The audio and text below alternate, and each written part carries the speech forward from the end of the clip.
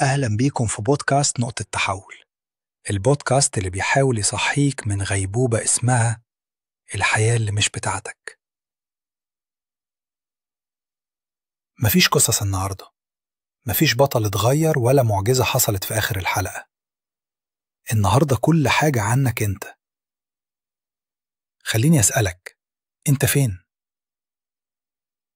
مش عنوانك على جوجل مابس. أنا بتكلم عن مكانك الحقيقي في الحياة. انت فين من نفسك؟ انت الشخص اللي كنت عايز تبقى عليه؟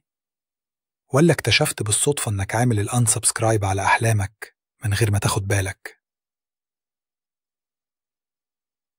المشكلة مش انك ضايع، المشكلة انك متعود على الضياع وبقيت بتبرره.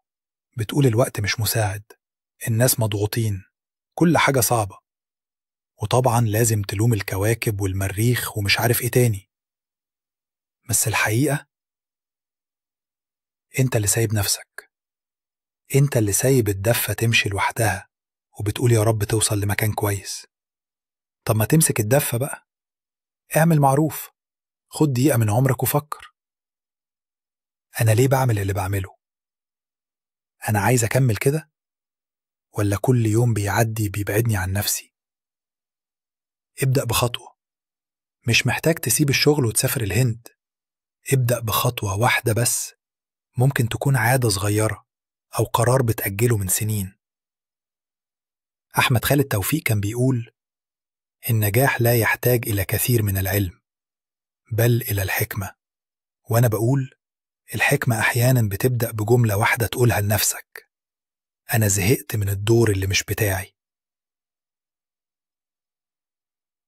أنا إسلام السمان، ودي كانت نقطة تحول. لو الكلام ده أثر فيك، شاركه مع حد ممكن يكون تايه هو كمان. اشترك في القناة، فعل الجرس، وحاول تجاوبني في الكومنتات. انت فين دلوقتي؟ وإيه أول خطوة هتاخدها علشان توصل لنفسك؟